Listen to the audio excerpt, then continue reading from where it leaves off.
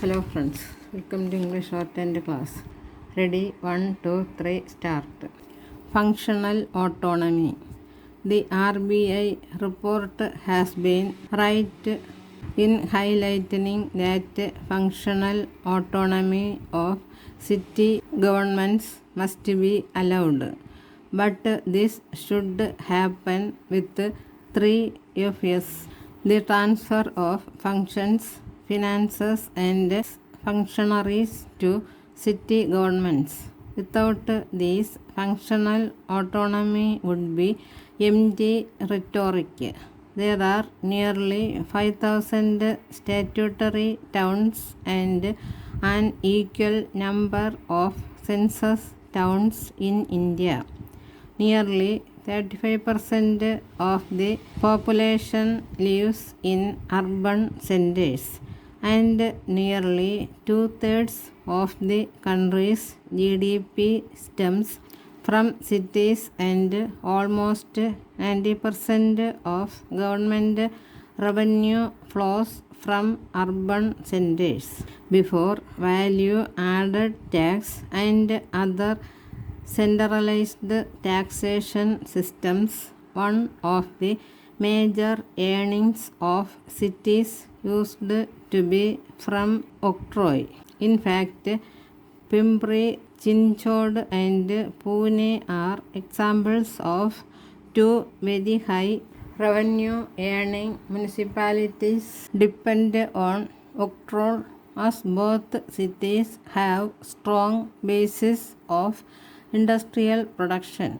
But this source of revenue collection was taken away by the state and the central governments. Instead, finance commissions recommended grants to urban local bodies based on a formula of demographic profile. Previously, while almost 55% of the total revenue expenditure of urban centers was met by octroi, now the grant covers only 15% of expenditure. In such a situation, it is difficult for the towns to sustain their ability to perform their bare minimum functions, especially with the latest pay commission recommendations. This has resulted in a vicious circle of burdening people more with taxes and further privatization, outsourcing of the services of the municipalities. This is a pan-India phenomenon, and the grading of cities and urban policies are linked to this. Now, with goods and services tax, the ability to tax has been completely robbed. Cities find themselves in a worse state than states.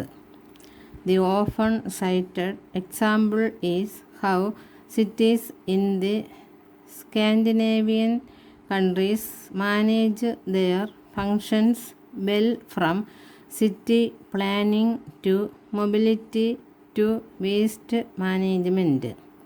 But the truth is that a chunk of the income tax from citizens is given to city governments. Imagine cities such as large urban agglomerates in India getting a percentage of income tax for managing the affairs of urban places. It would be phenomenal. A committee formed under the United Progressive Alliance under the Ministry of Housing and Urban Development to review the 74th Constitutional Amendment recommended that 10% of income tax collected from the cities was to be given back to them as a direct revenue grant from the central government. Alas, it was never taken into consideration. What needs to be done? Cities must be treated as important centers of governance where democratic decentralization can bring in amazing results.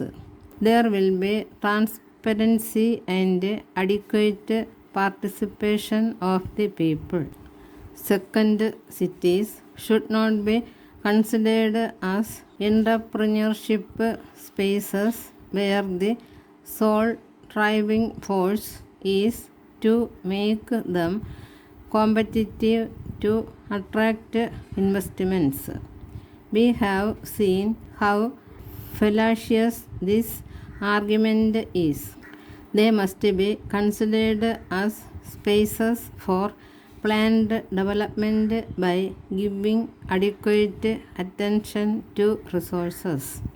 Our cities are hardly prepared for the impact of climate change, nor do they have adaptive strategies. The resources required for quantitative and qualitative data must be immediately provided to the cities to ensure a disaster risk reduction plan, keeping vulnerable communities in mind. Nothing smart. Fourth, a piecemeal approach such as the concept of smart cities must be shunned altogether. This approach further widens the gap between different sets of people. Rather, the grants from the center must be enhanced and cities asked to draw up their plans themselves based on priority seeking from city residents.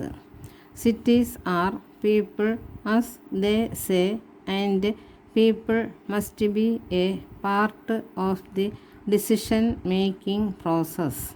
Fifth, leadership in the cities must be elected for a term of 5 years. In some cities, the term of the mayor is for a year. Likewise, the third functionaries must be transferred to the cities with a permanent cadre. Thus, in this exercise by the RBI, the good part is that there has least been a mention of cities with local bodies as important centers of governance.